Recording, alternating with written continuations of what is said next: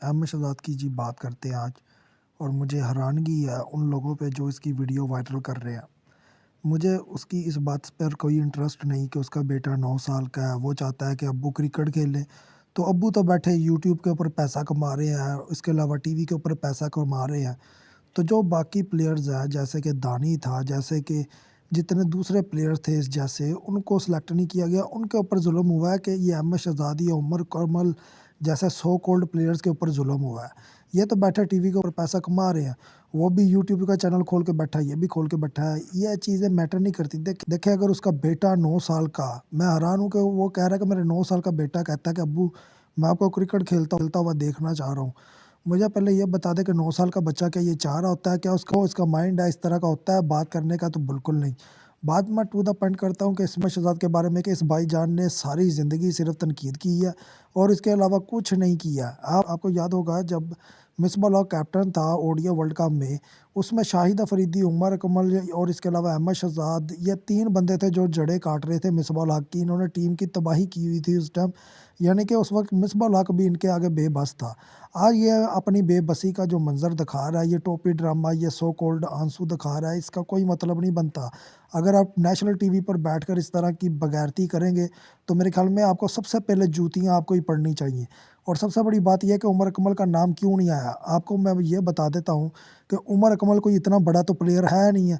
जो बंदा डोमेस्टिक के अंदर परफ़ॉर्मेंस नहीं दे पा रहा, वो पीएसएल जैसी हाई लीग के अंदर किस तरह से परफ़ॉर्मेंस दे पाएगा? क्यों कोई प्रीमियर लीग इस पर एक इतना आसान करे? क्योंकि कोयटा ग्लैडिएटर ने इन दोनों पर आसान किया और इन दोनों ने मुँह चढ़ाकर कोयटा ग्लैडिएटर को दिखाया, और उसके बाद आपके सामने है कि अहमद शहज़ाद को किसी भी पीएसएल फ्रेंचाइज़ी ने नहीं लिया। और उमर अकमल जो है वो भाईजान लाहौर कलंदर्स से खेलते रहे, फिर कोयटा ग्लैडिएटर से खेलते रहे, लेकिन उनसे उस तरह की परफ़ॉर्मेंस निकल के नहीं आई।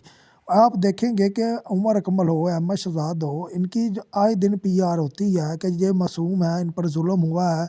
और सबसे बड़ी बात है कि शाहिद अफरीदी जैसा बंदा जिसने इन्हें परवान चढ़ाया और परवान चढ़ाकर मिसबाह हक की जड़ें काटी, वो कह रहा है कि जी इन्हें सेलेक्ट होना चाहिए था। और भाई किस बेस पे सेलेक्ट होना चाहिए था? अब तुम्हारा अपना दामाद वो लाहौर कलंदर का कैप्टन बनी बैठा है, वो किस बेस पर सेलेक्ट हुआ वो सबको पता है। अब बात सिर्फ इतनी रह गई है कि क्रिकेट क्या सिर्फ अहमद शहज़ाद या सिर्फ उमर अकमल या शहीन शाह अफरीदी, बाबर रिजवान, नसीम शाह, हारिस रऊफ़, शादाब खान, इनसे हमें आगे निकलना पड़ेगा।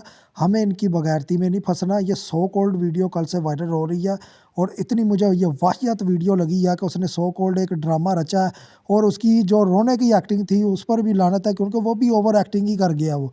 यानी कि आगे से वर्ड ही नहीं अदा हुए और इतनी ओवर एक्टिंग की कि ताबिश हाशमी को उठ के जफ्फी डालनी पड़ी और इससे वो थोड़ा-सा इस चीज़ को डाउन कर पाए।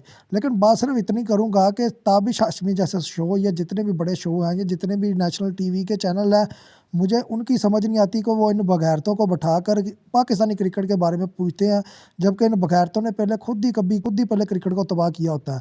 सबसे बड़ी बात ये है कि राशिद लतीफ़ की बात करूँगा, जिस तरह से वो जियो टीवी के ऊपर बैठा यकीन बजा रहा होता है, बाबर आज़म जैसे, रिज़वान जैसे लोगों की सपोर्ट कर रहा होता है। मेरा सबसे बड़ा सवाल ये है कि यंग प्लेयर्स को सपोर्ट कौन करेगा? यंग प्लेयर्स के बारे में कौन बात करेगा? यंग प्लेयर्स के रोने को क्यों नहीं देखा जाता? दानी जिस तरह से ज़ाया हुआ है, हसनैन को जिस तरह से उस बेचारे को 70 लाख में खरीदा गया, इतना जुल्म किया गया, उसके अलावा मुझे बताएँ कौन-सा ऐसा प्लेयर है जिसके साथ जुल्म ना हुआ हो?